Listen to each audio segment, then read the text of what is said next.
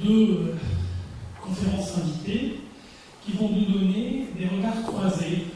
Hier, nous avons eu la vision d'un régulateur, Gilles Brigand, qui nous a donné sa vision de l'utilisation du spectre, des problèmes qu'il a rencontrés et sa vision du futur.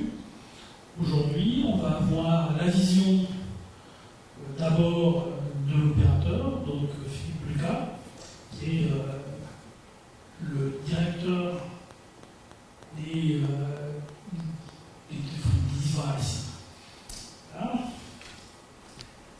qui va donc nous présenter la vision d'un opérateur sur les perspectives, les objectifs liés à la 5G, pourquoi, comment. Et ensuite, on aura la vision avec le CCIE d'un constructeur, Nokia en l'occurrence. Et là aussi, on abordera les questions du comment, pourquoi, quelle vision. Voilà, donc, tarder, je te donne la parole.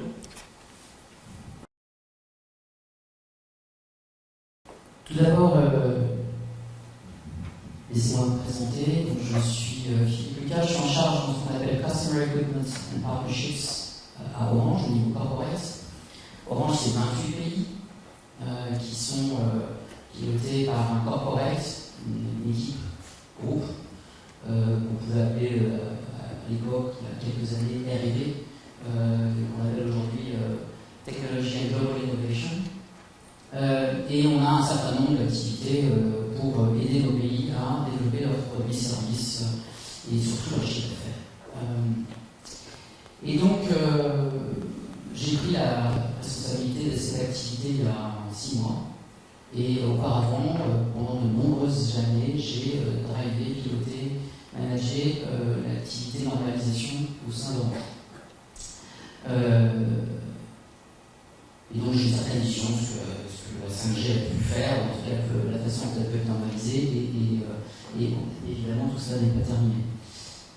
Mon parcours individuel, indépendamment d'Orange, ça fait maintenant 18 ans que j'y travaille, mais dans le passé, j'ai commencé en tant qu'ingénieur, je serais tenté de dire de base, même pas de station de base d'ailleurs, pas forcément, mais de base. Dans le mobile, je suis tombé dedans quand j'étais petit, dans une petite boîte que j'ai absolument adorée, pour qui s'en souviennent et qui n'existe plus malheureusement, elle s'appelait Matra Communication. Chaque fois que j'en parle, j'ai un peu des trémolos dans la voix et beaucoup d'émotions. C'était une magnifique entreprise et qui a démarré sur un truc qui s'appelait Ruby, qui était le premier système numérique mondial, cellulaire, digital, avec une équipe fabuleuse et qui ensuite s'est poursuivi par le développement du GSM qui a été en grande partie fait par les ingénieurs de Matra de l'époque. Et puis j'ai commencé en 90, donc, jeune ingénieur, avec un DEA de traitement de signal en poche, et j'ai commencé à faire ce que j'ai pu voir juste avant par les 3 personnes qui ont fait un certain nombre de présentations et qui m'a replongé, ces présentations m'ont replongé dans ce que c'est qu'un ingénieur de base. Mais c'est pas péjoratif, hein, ce que je dis, c'est des gens dont on a absolument besoin, qui font le travail, je serais tenté de dire, un peu ingrat, qui ne se voit souvent pas. Fabien Galtier, qui était venu un jour faire une présentation chez Orange, avait dit une chose que j'ai beaucoup aimée. Il a dit voilà, chez Orange, comme dans toutes les entreprises, et chez Orange en particulier, vous avez 2 types d'employés, d'acteurs au sein de l'entreprise. Vous avez les avants, dont on ne parle jamais, au rugby. Hein. Je ne suis pas un grand fan de rugby, je regarde, je comprends à peu près. Il y a les avants, dont on ne parle vraiment jamais, dont on se souvient rarement les noms. Mais sans eux, rien ne se fait. C'est en gros les techniciens, c'est les ingénieurs qui vont déployer le réseau, ça ne se voit pas. Et puis il y a les arrières, ceux qui vont briller, qui vont marquer les essais, et dont on se souvient évidemment forcément, c'est les marketeurs, qui sont devant évidemment la presse, et c'est eux qui reçoivent toutes les éloges, mais sans les autres, rien ne se fait. Et donc je voudrais juste dire aux gens qui font ce merveilleux métier d'être ingénieur, d'abord, c'est pas parce que vous avez été dans la mêlée que vous ne pouvez pas être arrière là-demain. Je serais tenté de vous dire, j'en suis un peu la preuve. Par ailleurs, ce que vous faites, c'est absolument essentiel au développement de ce qui se fait dans l'industrie du mobile. Absolument essentiel. Et le partage qu'on a de ce matin, c'est aussi un moment pour identifier des pistes, et puis de temps en temps fermer, de temps en temps ouvrir. Donc ce que je vais essayer de vous donner ce matin, c'est plutôt un positionnement par rapport, non pas à la vision personnelle de la 5G, mais comment Orange entrevoit et entreprend le développement de la 5G sur l'ensemble de ces pays.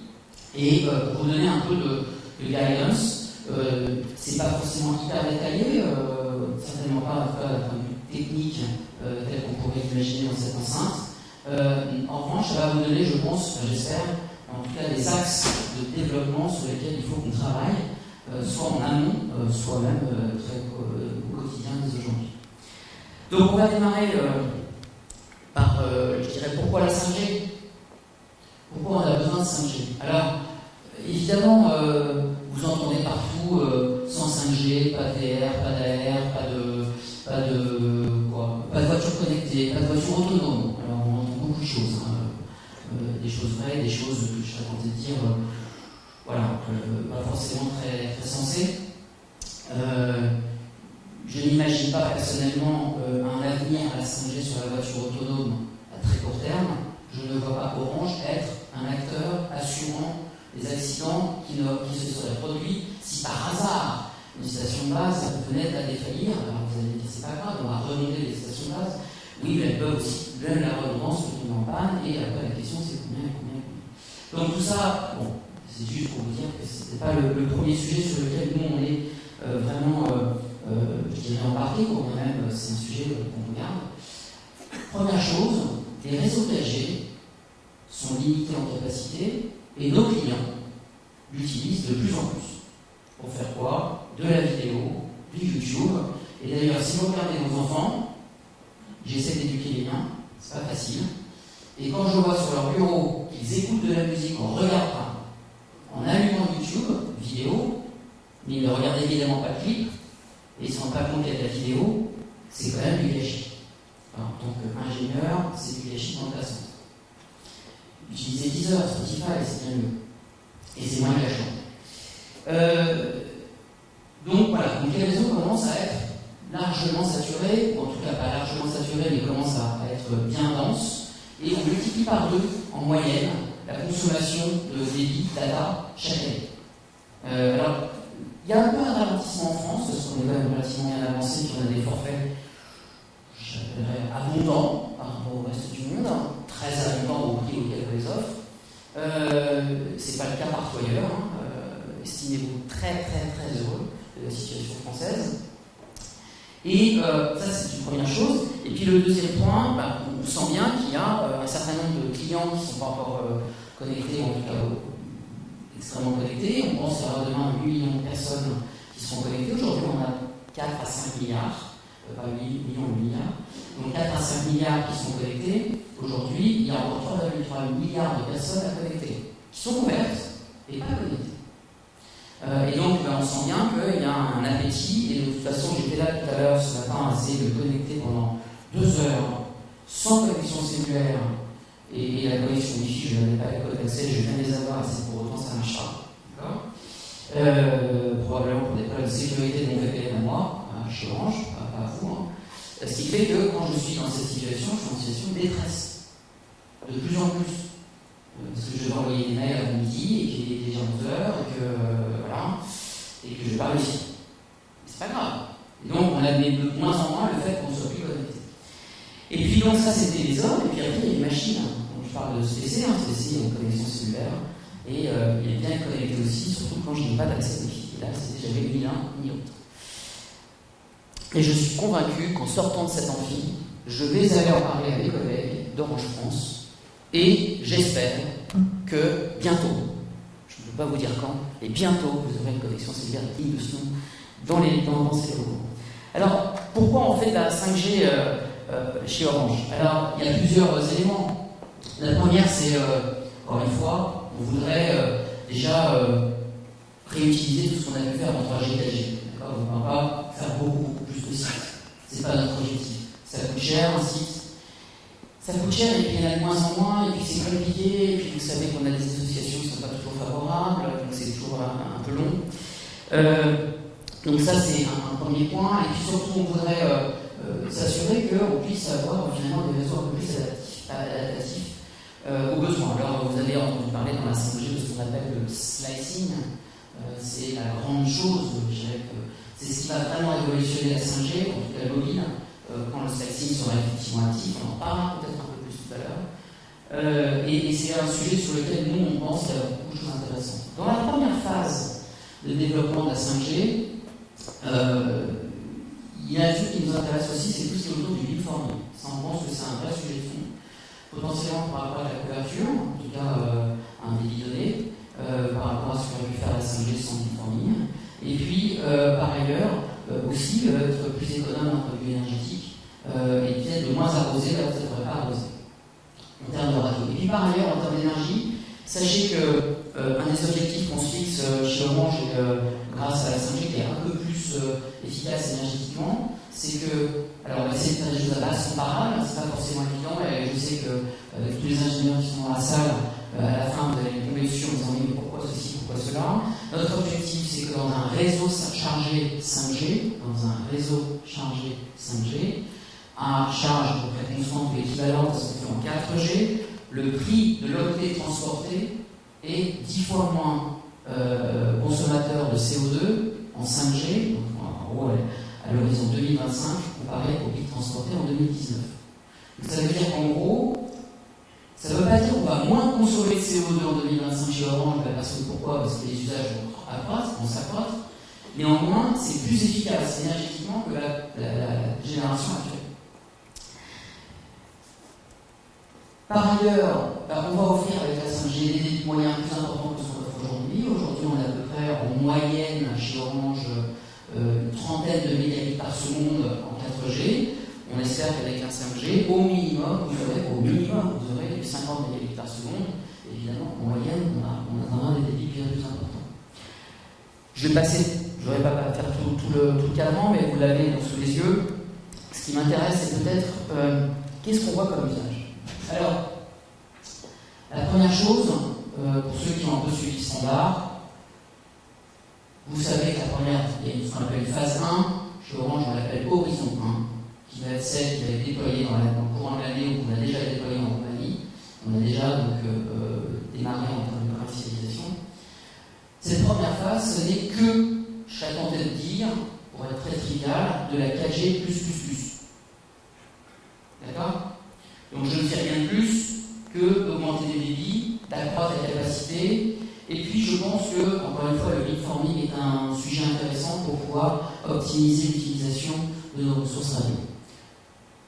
Le deuxième point qu'on est en train de regarder aussi, c'est est-ce qu'on ne pourrait pas utiliser la 5G pour accroître pour permettre dans certains pays, pas forcément dans tous les pays dans lesquels Orange est présent, d'offrir de l'accès fixe qui remplacerait donc finalement soit la fibre, soit la DSL, soit rien, quand il n'y a rien. Il y a plein de pays dans lesquels on est, dans lesquels il n'y a rien. Et le mobile est le premier accès à Internet pour plein de clients. Typiquement, dans la zone MEA. MEA, c'est Middle East and Africa. Là où on a 21 pays pour Orange. Et puis le troisième point, c'est quelles sont les applications qu'on va voir émerger dans la 5G qui va finalement nécessiter le déploiement de ces réseaux. Alors, si on regarde le premier sujet, qui est donc l'accroissement du mobile broadband, donc la capacité d'offrir des débits plus importants, et je n'ai pas encore parlé de latence, on commence à avoir des sujets autour de la R, de la VR. Alors, pour faire court, la VR, c'est la réalité virtuelle, vous le faites dans votre salon. Avez-vous besoin d'un 5G pour ça? C'est pas sûr. Votre Wi-Fi doit pouvoir suffire. Néanmoins, le Wi-Fi actuel, le Wi-Fi 5, il est quand même relativement limité en débit. Quand vous avez un accès à 1 Gbps par seconde avec votre fibre, malheureusement, vous êtes souvent limité par l'accès Wi-Fi actuel en Wi-Fi 5 qui ne permet pas des débits aussi importants, et surtout quand vous avez un certain nombre de devices chez vous. Donc le Wi-Fi 6 va peut-être améliorer un peu, mais pas non plus révolutionner l'accès Wi-Fi. Néanmoins, en tout cas, on peut imaginer faire des choses chez soi quand on fait de la VR, réalité virtuelle, dans votre salon sur un fauteuil qui bouge. J'en ai fait hier. Alors ça vous intéresse, vous allez dans le nouveau flagship de store, le magasin de Huawei, à côté de l'Opéra. Vous avez 5 minutes de réalité virtuelle, ça vous sortez de là, vous dites waouh, et il se passe quelque chose. Voilà. Et c'est des lunettes qui n'ont rien à voir avec les Oculus Go de nos amis Facebook, qui sont énormes, lourdes, etc. Ce sont des lunettes très, très, très légères qui se mettent sur les yeux et franchement qui se connectent à un ordinateur ou un mobile en USB-C. Donc c'est une trivialité utilisée absolument incroyable et très, très bluffant. L'expérience est d'autant plus impressionnante que j'étais sur un siège qui avait des propriétés particulières. Néanmoins, on commence à se dire qu'il se passe des choses dans la réalité virtuelle. La réalité augmentée est beaucoup plus adaptée au monde du mobile. La réalité augmentée, c'est je me balade, je me promène, je suis dans un hangar industriel, dans lequel je peux avoir une information qui se superpose à ce que je vois. Et ça, c'est la réalité augmentée. Et ça se prête beaucoup plus au mobile. Et donc ça, on peut le voir dans le monde du grand public, mais on commence également à le voir, et nous, c'est ce qui nous intéresse, dans le monde de l'entreprise. On pense, quand bien même la 5G va démarrer dans le monde du grand public, parce que c'est là-dessus où on va communiquer probablement au courant de l'été, à la rentrée, j'ai pas de date, j'ai pas de soupe, donc ne t'inquiétez pas. Et puis on attend que notre régulateur est là, et on attend que notre régulateur adoré nous permette d'utiliser le spectre, et là, pas trop cher non plus, parce qu'il faut qu'on puisse déployer largement dans un territoire très très large qu'est la France. La France est le deuxième pays le plus grand d'Europe, 550 000 km², c'est pas énorme pour le monde, enfin, c'est pas mal, après la Russie. Donc, il faut quand même la couvrir. Et puis, c'est une population très éclatée par rapport au reste des pays européens. Donc, dans le monde de l'entreprise, on pense qu'il y a réellement quelque chose à faire, et on est en train de regarder tous les différentes use cases, chez Orange en tout cas, pour aller adresser ce marché. Je serais tenté de vous dire que normalement la 5G, avant que ça soit l'offre au grand public, dont vous faites partie, j'imagine, et dont je fais partie, c'est d'abord et avant tout pour nous un réseau pour nos entreprises. Et donc pour accroître éventuellement la capacité de nos entreprises à être plus productive et de meilleure qualité. Deuxième élément, à la maison, on commence aussi à voir que la 5G permet un certain nombre de choses, des débits plus importants, une qualité de service, enfin surtout, pas seulement des débits, mais également la capacité à couvrir un certain nombre de maisons plus importantes par rapport à ce qu'on peut faire en 4G, avec des qualités qui nous permettent probablement demain, on l'espère, pour un certain nombre de clients, d'avoir aussi accès à la télévision live, qui aujourd'hui est un facteur limitant pour offrir ce qu'on appelle du Fixed Wireless Access, FWA, à nos clients en 4G. Pourquoi ? Parce que ça nous prend beaucoup trop de bande passante par rapport, je dirais, à la capacité réelle de nos réseaux. Et donc, du coup, ça limiterait le nombre de clients qu'on pourrait desservir. Et puis, donc, sur la partie entreprise, que j'ai déjà tout à l'heure suivi. Je vais peut-être passer un peu rapidement là-dessus pour qu'on aille un peu plus loin. Qu'est-ce qu'on fait pour s'y préparer chez Orange ? Alors, premièrement, on fait de la recherche. Donc, tout ce qui a été dit ce matin nous intéresse et contribue à anticiper l'arrivée de la 5G. On n'a pas attendu 2020, et encore moins 2019, pour travailler sur la 5G. La 5G, on y travaille depuis, que je ne dis pas de bêtises, depuis 2010, quand on a commencé à réfléchir à l'après-LTE. Ah oui, parce que le LTE n'était pas encore déployé, en instance de normalisation. Les gens qui y travaillent, ceux qui ne connaissent pas les gens qui y travaillent, avaient quasiment fini de travailler sur le LTE, en partie, et puis donc il y en a certains qui se sont dit mais qu'est-ce qu'on fait après ? Voilà. Et donc ils ont déjà démarré sur la 5G déjà à cette époque-là, et on y a contribué en tant qu'Orange, et avec un certain nombre d'opérateurs industriels, dont Nokia, Ericsson, Huawei, et évidemment, je citerai également Qualcomm, qui est un acteur important dans le monde du développement des normes dans le mobile. Donc on a travaillé sur ces activités en normalisation, en recherche. On a aussi fait un certain nombre de projets de co-innovation avec un certain nombre d'industriels. Peut-être que tout à l'heure on évoquera le sujet entre Nokia et Orange, quand même un certain nombre d'informations sont confidentielles, mais on a des relations avec l'ensemble des industriels sur lesquels on a préparé l'arrivée de la 5G. Et puis par ailleurs, on a aussi lancé un certain nombre d'actions avec des industriels, ou en tout cas des secteurs avec lesquels on travaille, pour se demander justement, au-delà je dirais, du grand public, de se dire finalement sur quoi on peut imaginer que la 5G puisse être intéressante. Alors, d'ailleurs je disais sur autonome, 5G, oui peut-être, on verra. Néanmoins, on réfléchit à ça, et non pas très loin d'ici, à Montlhéry, il y a un circuit. Pour ceux qui s'intéressent, c'est toujours intéressant d'aller voir comment ça se passe. Et on travaille avec un certain nombre d'acteurs, dont Ericsson, pour pouvoir comprendre quel pourrait être l'apport de la 5G dans le cadre de la voiture connectée ou de la voiture autonome. Connectée vraisemblablement, autonome, encore une fois, j'ai un peu plus de doutes, en tout cas à court terme. Et l'intérêt qu'on y voit, ou en tout cas le facteur qui nous paraît intéressant dans la 5G à ce propos, et peut-être plus pour identifier des use cases plutôt que de faire vraiment un business, en tout cas à très court terme, c'est de regarder ce qu'on peut faire avec la latence. Vous savez qu'aujourd'hui, en 4G, on a à peu près une cinquantaine, une trentaine de millisecondes de latence. En 5G, dans un premier temps, on pourrait arriver à une dizaine de millisecondes. Et puis demain, quand on aura ce qu'on appelle le URLLC, Ultra Reliable Low Latency, j'ai dû faire une erreur dans l'acronyme, on pourrait arriver à une milliseconde de latence. Une milliseconde, ça devient ce qu'on fait sur la fibre. Donc autant dire que ça devient quelque chose d'extrêmement significatif d'un point de vue business. Et donc là, on peut aussi utiliser des solutions qu'on est en train de regarder dans ce qu'on appelle des warehouses, donc des hangars, comment on dit en français, il y a un autre terme qui m'échappe, dans les usines, d'accord, demain, les fameuses usines 4.0. Une usine 4.0, si vous n'y avez jamais été, je vous encourage à y aller. Vous allez voir un acteur comme Bosch qui travaille, qui est mis en place avec les différents industriels. C'est une usine dans laquelle il n'y a quasiment plus, il n'y a plus rien au sol, c'est à peu près ce genre de sol, avec de temps en temps, vous voyez des sortes de couloirs où il y a finalement des chemins électriques qui permettent à des petits robots de se déplacer par induction et d'être auto-alimentés par des choses par induction. Il n'y a quasiment pas de prise, il n'y a surtout pas de prise Ethernet, et tout est sans fil. D'accord ? L'idée c'est quoi ? C'est qu'à un instant T, je peux reconfigurer mon usine en quelques jours, en quelques heures, pour répondre à un besoin qui aurait pu évoluer. Et c'est extrêmement modulable. Et donc ces gens-là se sont dit, qu'est-ce qu'on pourrait utiliser comme technologie sans fil pour remplacer finalement le câble Ethernet ?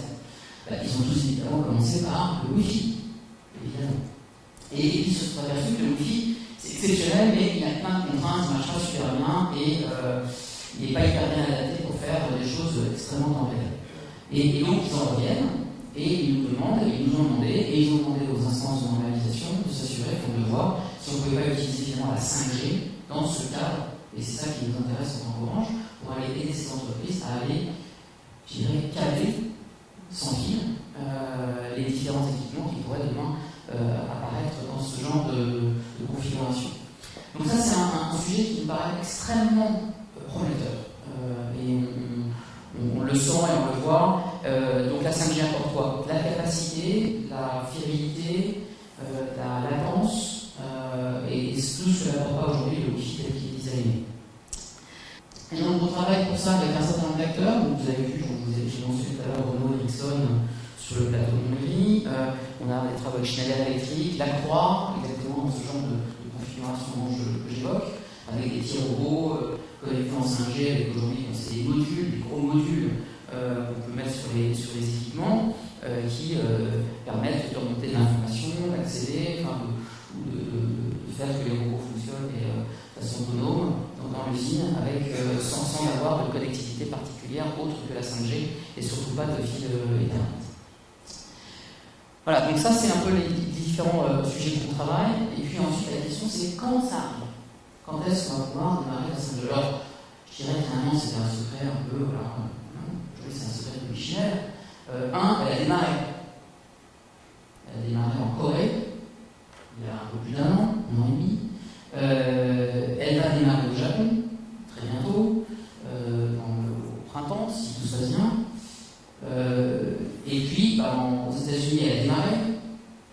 Alors, il y a beaucoup de bruit, c'est un peu timide aux États-Unis.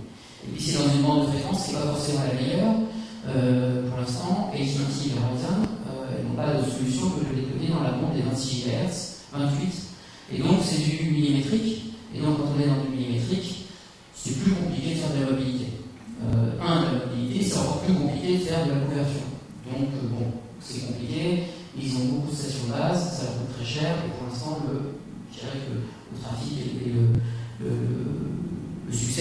commercial n'est pas encore abordé.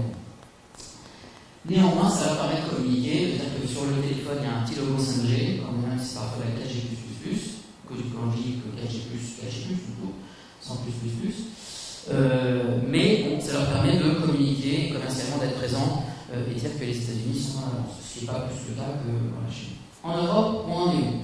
Il y a quelques pays pour démarrer, donc l'Angleterre, la Suisse, et puis la France, vous connaissez la situation, on devrait avoir, j'espère, l'ARCEP qui a lancé son appel à la candidature, et puis on a tous les autres pays. Nous, on a démarré typiquement en Roumanie, parce qu'on a vu les spectres il y a un peu de temps, on a démarré le 5 décembre 2020, on a démarré officiellement la 5G en Roumanie, qui démarre, qui vend, mais ça démarre. Et la France devrait donc poursuivre, l'Espagne dans la foulée également, la Pologne également au courant de l'année, on l'espère. Et puis on a une situation en Belgique qui est très intéressante. En Belgique, il n'y a pas de gouvernement, comme vous le savez, peut-être pas, et en général, on dit que quand il n'y en a pas, l'économie fonctionne mieux. Ça, on n'est pas embêté, les règles sont stables, ça ne bouge pas. Donc en Belgique, il n'y a pas de gouvernement, donc il n'y a pas d'appel à licence, et pas de possibilité. Sauf que la Belgique est un pays extrêmement innovant réglementairement, et donc il y a quelques jours, ils ont décidé qu'ils allaient prêter des fréquences. Des fréquences, on a vendu, louer temporairement. Voilà, donc on va avoir des fréquences temporaires pour un an, et au bout d'un an, je ne sais pas si ça se passe. Et on ne sait pas si ça se passe. Voilà. Alors, ça peut être une opportunité, ça peut être une menace, ça dépend où on se place. Voilà, donc la Belgique est un acteur qui risque aussi de démarrer, c'était pas forcément attendu, mais peut-être à démarrer plus rapidement qu'on l'imaginait. Voilà, tout ça pour vous dire qu'en Europe, les choses se cristallisent. L'Allemagne a déjà aussi obtenu leur licence et ils ont déjà démarré. Donc voilà, les choses se font progressivement, gentiment. Maintenant, c'est bien de démarrer les réseaux, mais il faut des terminaux. Eh oui. Vous savez ce que voulait dire GSM à l'époque? Alors, l'origine, c'est groupe spécial mobile. D'accord? C'est un groupe qui était au sein de la CEPT, l'organisme de gestion des fréquences en Europe, enfin Copenhague, qui utilisait encore le français pour faire là, donc tout a démarré dans le groupe spécial mobile. C'est pas très anglo-saxon comme terme, ça a un peu embêté nos anglais qui aiment bien avoir un peu de choses un peu plus marketing, donc ils ont dit c'est Global System for Mobile Communication, GSM. Et puis, mais au tout début, ça voulait dire autre chose. Parce qu'on avait les réseaux, il nous demandait quelque chose, et donc il y a quelqu'un qui a dit que GSM, ça veut dire God Send Mobile. Voilà. Donc il fallait envoyer des terminaux parce qu'il n'y en avait pas. Là, on a à peu près une synchronisation bonne entre les réseaux et la disponibilité de terminaux. Alors, dans les terminaux, il nous faut des chips, et dans les chips, vous en avez de deux types. Dans un smartphone comme celui-ci, voilà, j'ai deux chips principaux. J'ai le chip qui fait ce qu'on appelle la bande de base, donc tout ce dont on a parlé ce matin, les trois précédents exposés, vous allez implémenter en assembleur.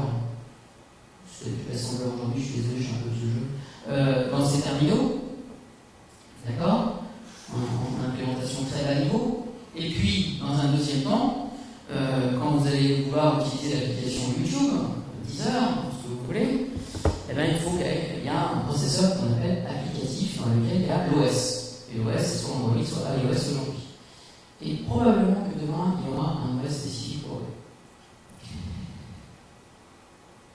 Et donc, ce qui nous intéresse maintenant tout de suite, ce n'est pas le processeur applicatif, parce que celui-ci est indépendant de la technologie radio, c'est le processeur, le baseband. Et donc le baseband, le bande de base, dans lequel on fait tout le traitement signal numérique et pour lequel on a beaucoup d'ingénieurs qui travaillent dans l'industrie, c'est celui-ci qui nous intéresse, et celui-ci commence à être 5G. Donc les deux principaux fabricants, que sont Qualcomm et MediaTek à Taïwan, commencent à avoir donc, des terminaux qui permettent d'avoir de la 5G dans toutes les bandes de fréquences qui nous intéressent. Et puis, par ailleurs, pour Huawei, ils utilisent un modèle maison, un chip baseband maison, qui s'appelle le Kirin. Et pareil, également, on fonctionne sur l'ensemble des bandes de base, l'ensemble des fréquences du marché. Donc là, on commence à avoir des choses intéressantes. Les premiers terminaux qui arrivent sur le marché, vous les avez vus probablement, on en avait un chez Orange, le Nevajet, qu'on n'a pas que 5G en France et qu'on l'a vendu entre 5G, parce qu'il est 5G. Donc si vous l'achetez, il est 5G, fonctionnait parfaitement en Roumanie, en 5G. Vous avez également le Galaxy S20 qui vient de sortir, qui est le premier gros flagship de device qui arrive. Et puis là, pour l'instant, vous allez me dire, ça, j'ai pas grand-chose, c'est pas complètement faux.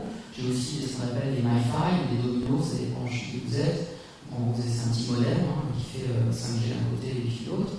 Et puis, en gros, c'était à peu près tout il y a encore quelques semaines. Et on commence à voir des choses. Moi, dans les roadmaps que j'ai de terminaux, devrait arriver.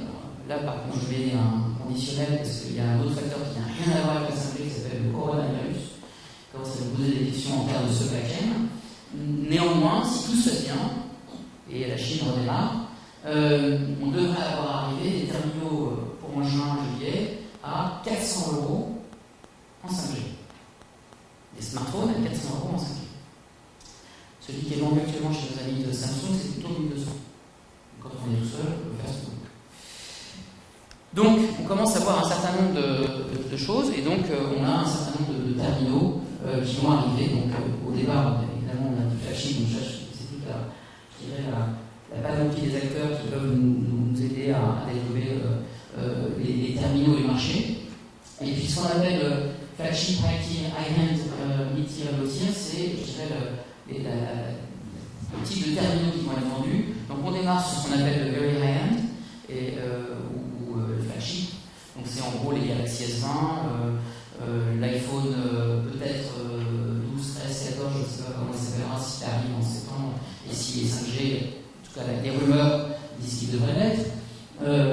Et puis, idem chez Huawei, qui va lancer son terminal prochainement, et puis on a vu arriver peut-être, vous avez suivi, peut-être pas, des acteurs comme Oppo, comme Xiaomi, commencer à se positionner également comme acteurs majeurs sur la délivrance de terminaux flagship high-end avec du 5G, voire même descendre assez bas en gamme avec ce que je disais tout à l'heure pour arriver à des terminaux à 3,99 street price, le prix que vous aurez en magasin d'ici début H2 2020.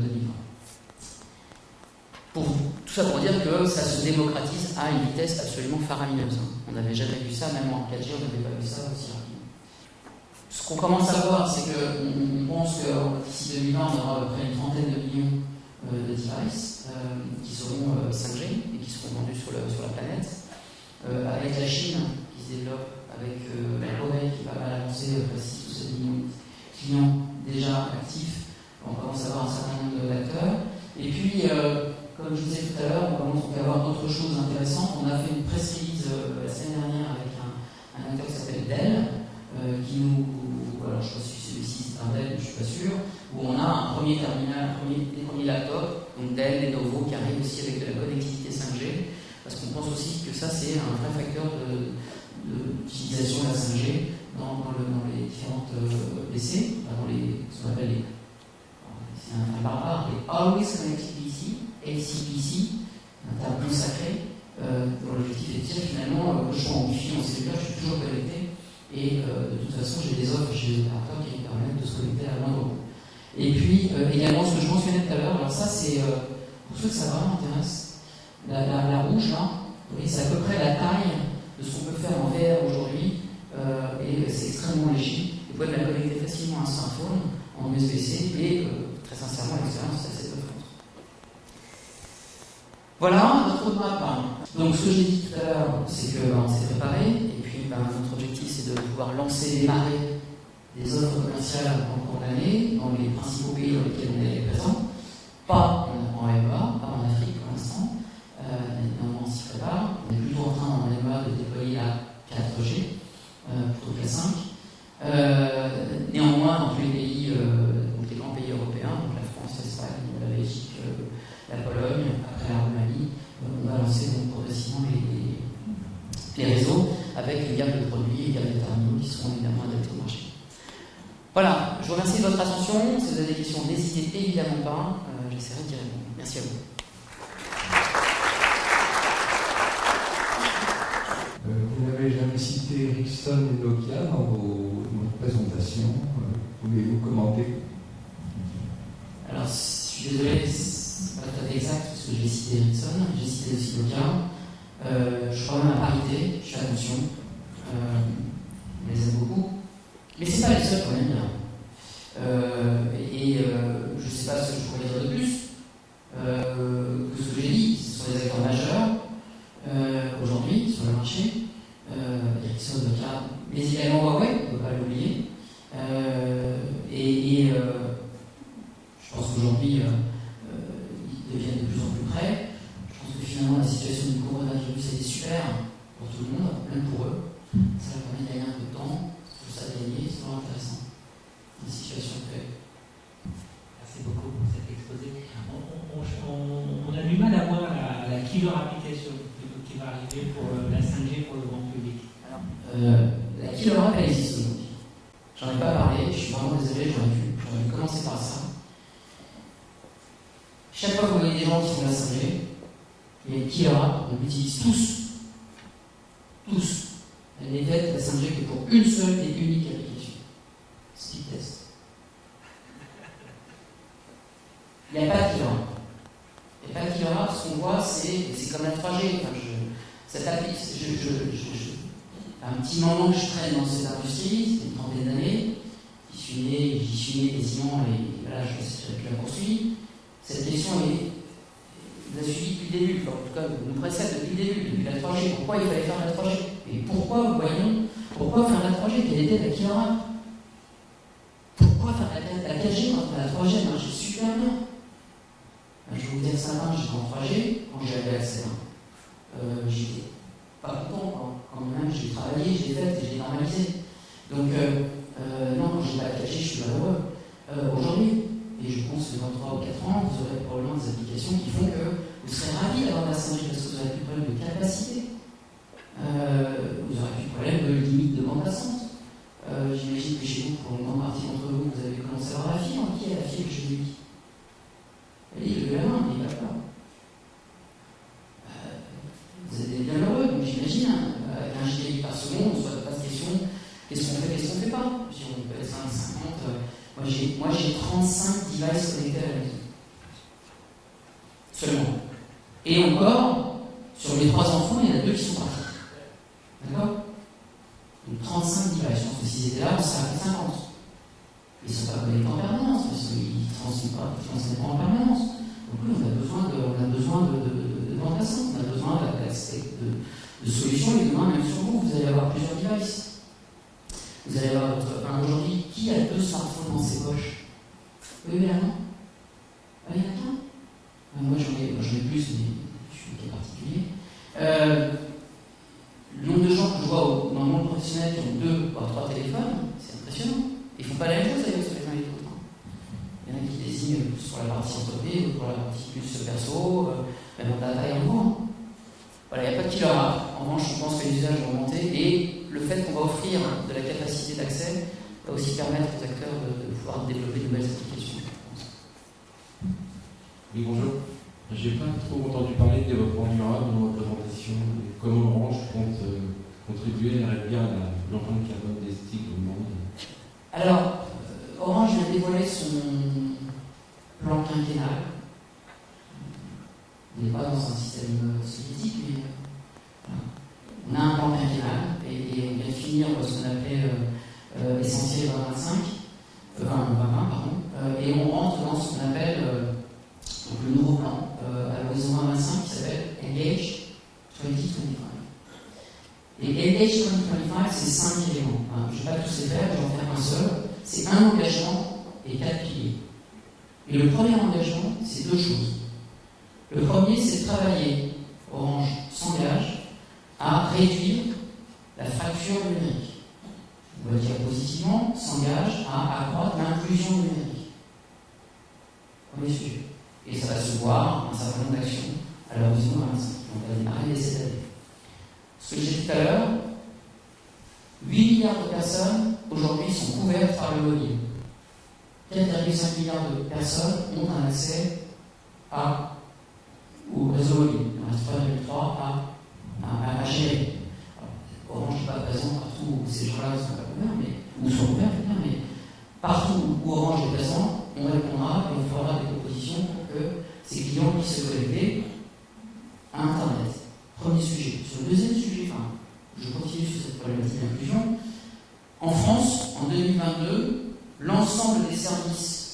de l'État seront digitaux. Ça veut dire que l'ensemble de la population devra utiliser des solutions digitales pour accéder aux services de l'État.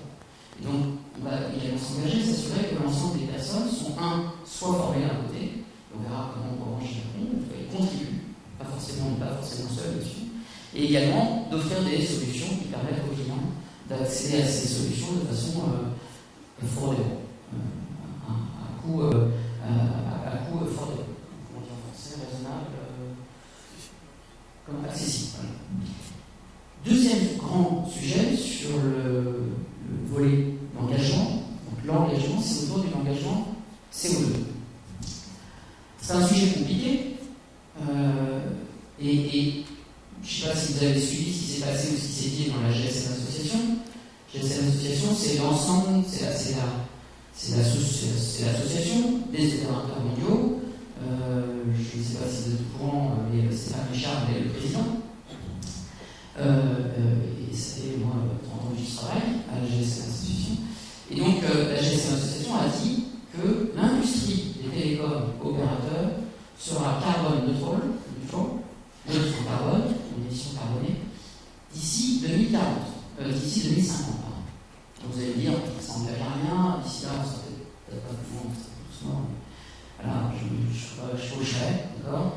Ça n'engage finalement que les futures générations, pas la mienne. C'est pas vrai. Je vais y revenir. Orange a dit, il a dit, nous on va être carbone neutre en 2040, donc 10 ans avant l'engagement de l'industrie. Orange, en son ensemble.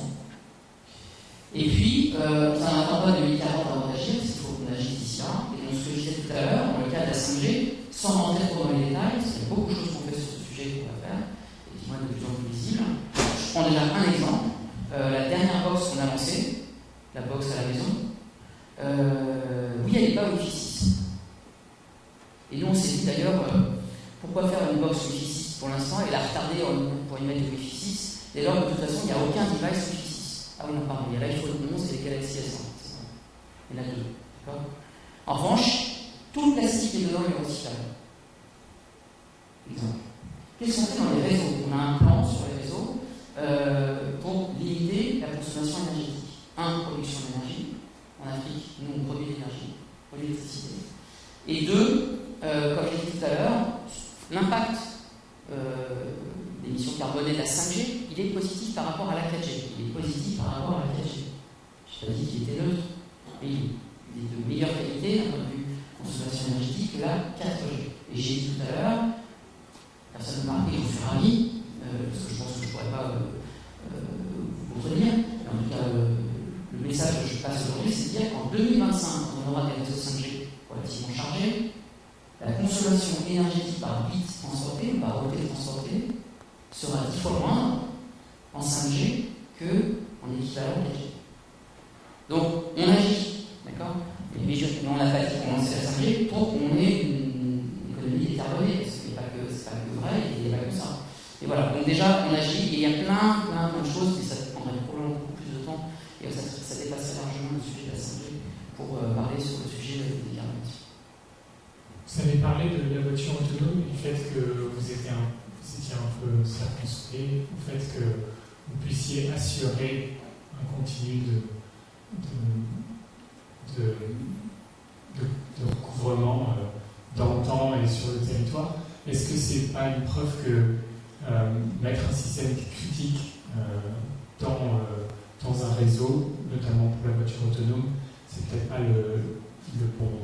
la bonne direction pour la voiture autonome? Alors moi, quand je parle de voiture autonome, il y a deux mots dans voiture autonome. Le premier s'appelle voiture, je crois qu'on a tous compris. Le deuxième, il y a autonome. Et dans autonome, il y a autonome. Donc si c'est autonome, c'est que ça dépend de personne. Après, je ne vais pas rentrer dans la discussion, parce qu'on a eu des discussions longues, fastidieuses avec le PSA, Renault, etc. Mais en même temps, je pense que c'est pas complètement orthogonal à ce qu'on pense, parce que je pense personnellement, après, nous on regarde et on suit le sujet, enfin, on est un acteur pour comprendre quel pourrait être un rôle qu'un opérateur pourrait jouer. Et j'ai bien dit un rôle qu'un opérateur pourrait jouer. et c'est un sujet bien plus complexe et bien plus large que simplement un problème d'opérateur télécom. Mais je crois comprendre que le mode 5, je ne sais pas si vous êtes familier des 5 modes de gestion de la voiture autonome en monde automobile, le mode 5 aujourd'hui n'existe pas. Donc le mode 5, c'est le conducteur n'est pas derrière son volant. Et je ne suis pas sûr qu'il soit prêt d'exister. Il y a un sujet aussi qu'il faut qu'on ait en tête, c'est que le mode 5 ou ce genre de choses ne fonctionne que quelque part quand toutes les voitures le sont. Or, on va démarrer dans un monde vastement non connecté. Donc voilà, il y a toute une transition à faire qui est un peu longue. Juste une petite question, donc la dépendance à la connectivité et à la 5G. La 5G va amener encore plus de dépendance aux différents secteurs, aux fréquences et aux liaisons sans fil, notamment quand on parle de voitures connectées ou autonomes, elle va notamment utiliser la 5G, mais également le GNSS, le GPS et autres. Quelle est votre vision, on n'a pas parlé des risques liés au brouillage, et quelle est votre vision de ce sujet qui, a priori, devient aussi important que la cybersécurité?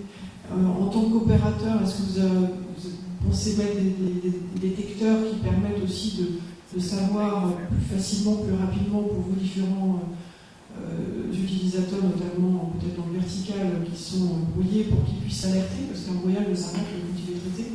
Voilà, c'est un petit peu votre point de vue pour sécuriser justement aussi ces fréquences. Je suis de l'agence des fréquences contrôle du spectre. Super. Ça change pas ma réponse.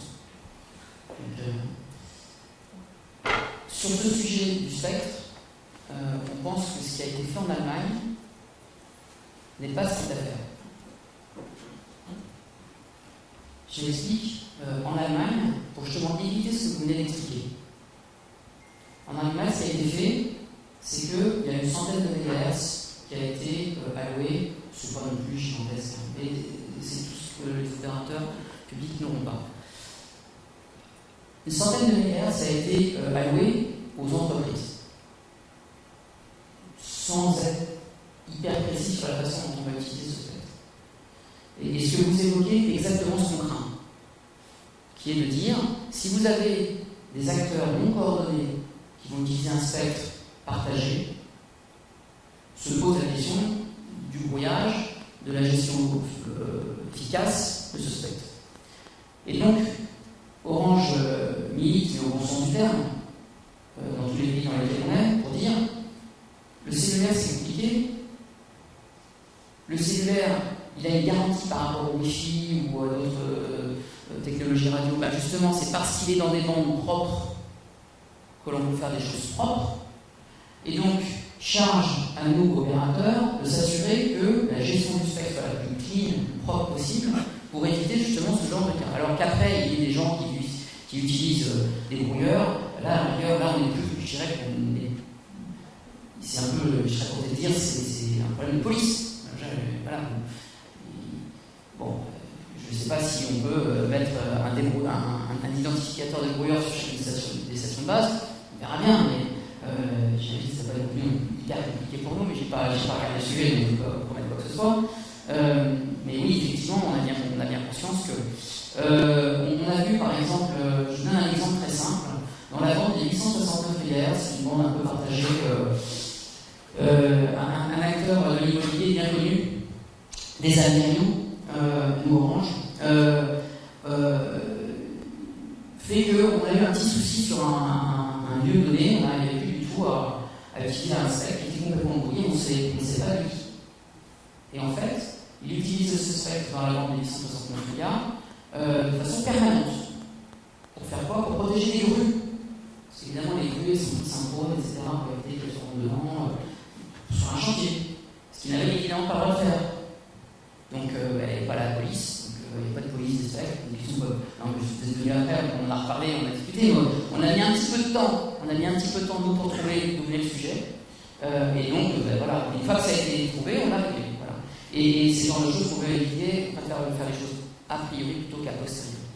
Bonjour, Mohamed Belaïd de chez EDF. Je vous remercie pour cet exposé. Ma question est la suivante. Pourquoi on peine toujours à déployer des services de faible latence technique, parce qu'on a parlé technique ce matin, et je vais essayer d'être court, hein, d'accord? On a fait le réseau mobile au début pour de la voix. Quand on fait un réseau mobile pour de la voix, on regarde les caractéristiques de la voix. Et la voix, on sait qu'elle est à peu près constante, en tout cas, pas constante, mais elle ne bouge pas trop, je ne reviens pas, pendant 20 millisecondes. D'accord? Donc, on prend l'échantillon, on prend 20 millisecondes, on le modélise, plutôt qu'envoyer un signal digitalisé qui fait de côté, finalement, on fait des algorithmes de compression, et puis du coup, on envoie non plus envoyer des paramètres à filtre de Kalman, par exemple, plutôt que d'envoyer autre chose. Et donc, du coup, là, au lieu d'envoyer 64 kb par seconde, je vais envoyer 20 ou 10. Et après, je le protège, parce que évidemment, il faut que la voix marche, je protège un peu ce signal, et donc ça augmente la latence, ça augmente le traitement. Donc, quand on fait du numérique, quel qu'il soit, il y a un temps de traitement. Et ce temps de traitement, il introduit un temps de retard. C'est incompressible. Donc la question, c'est quel est le temps de traitement dont on a besoin et sur lequel on se base pour faire le travail. Jusqu'à présent, en 2G, en 3G, pas plus de contraintes sur cette partie-là. On était à 20 millisecondes, 20 plus 20, c'est 40, c'est le codage, décodage. J'en passe des meilleurs, ensuite il y a le temps de transmission, ensuite il y a bref, entre les différents réseaux, on était à peu près à 100 millisecondes. En 3G, on a essayé d'améliorer ça, et en 4G, on a essayé de limiter, on s'est dit on fait 40 millisecondes. Et en data, on s'est dit, voilà, on va être plus petit, et en N, on va même faire du 40 millisecondes en 4G. Puis on n'avait pas effectivement, parce qu'on n'avait pas de contraintes. D'accord, on n'avait pas de contraintes, on n'avait pas fixé de contraintes. Et donc ce qu'on a dit en 5G, justement, on a mis des critères, des paramètres, des assumptions, des hypothèses de travail. Et ces hypothèses de travail, une a été de dire qu'on aura un end-to-end delay, latence, de millisecondes. Il s'appelle URLLC, si je ne me trompe pas. D'accord? Ultra Reliable Low Latency Solution. J'entends pas. Communication. Communication, merci.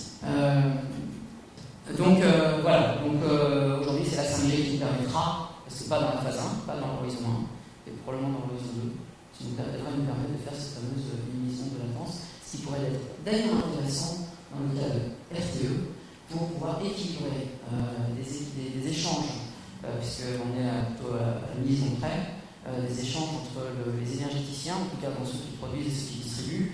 Et là, effectivement, on peut imaginer de faire des choses intéressantes. On a parlé de la voiture autonome, je crois beaucoup plus à l'équilibrage électrique avec ce genre de réseau. Et l'intérêt de la 5G, c'est pas tellement qu'elle soit mobile parce qu'elle bouge, mais c'est plutôt parce que je peux mettre un peu les modèles où je veux et très rapidement. Voilà, je m'arrête là. Merci beaucoup en tout cas. Merci beaucoup pour cet exposé très intéressant. Je te remercie d'avoir accepté mon invitation. Je t'en prie.